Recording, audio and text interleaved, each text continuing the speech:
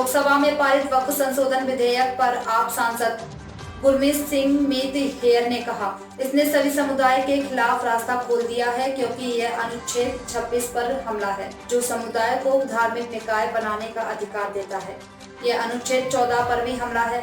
हम सभी इस विधेयक का राज्यसभा में भी विरोध करेंगे। जो धर्म है उनके अगेंस्ट, क्योंकि आर्टिकल जो 26 है कि आप अपनी कोई भी धार्मिक संस्था बना सकते हैं, उसको अपने हिसाब से चला सकते हैं, जो सीधा सीधा उस पर अटैक है। क्योंकि आपने कहा कि नॉन आप मुस्लिम को एक मेंबर ऐड करेंगे तो सीधा उस पर अटैक है। कल मैंने अंदर भी कहा कि आज आपने मुस्लिम उस पर अटैक किया है, कल को आप एसजीपी जो सिखों के उस पर भी कर सकते हैं, कल को आप किसी और धर्म में भी एंटर कर सकते हैं। तो सीधा सीधा देश के कॉन्स्टिट्यूशन पर हमला है।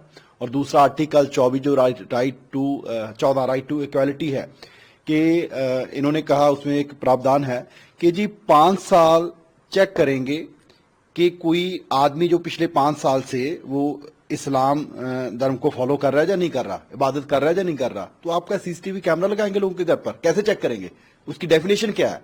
तो ये सारा कॉन्स्टिट्यूशन पर देश की पर हमला है।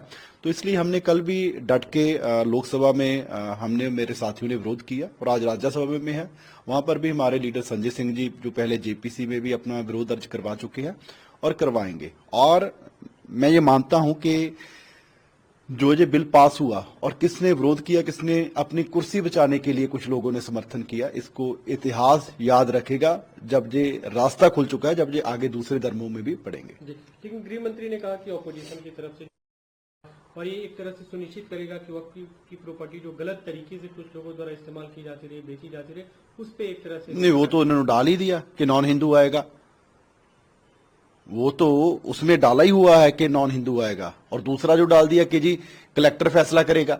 आप देखिए जितने भी अब सरकार के साथ कोई मसला है, किसी ने एप्लीकेशन डाल दी, कोई पुरानी कोई मस्जिद है, कोई एजुकेशनल इंस्टीट्यूट है कि जी इस पर आप चेक कीजिए, एप्लीकेशन डालने वाले को अप्रूव नहीं करना, अप्रूव उसको करना है वक्फ को। अब जब सरकार के साथ मसला है तो सरकार का कलेक्टर उस पर इंक्वायरी करेगा। तो आपको सरकार का काम करने का तरीका बीजेपी का पता है, तो किस कलेक्टर की हिम्मत होगी कि वो जाके वक्फ बोर्ड के हक में फैसला सुना दे। तो सारा ये वक्फ की प्रॉपर्टी हड़पने के लिए ये सारी साजिश की है।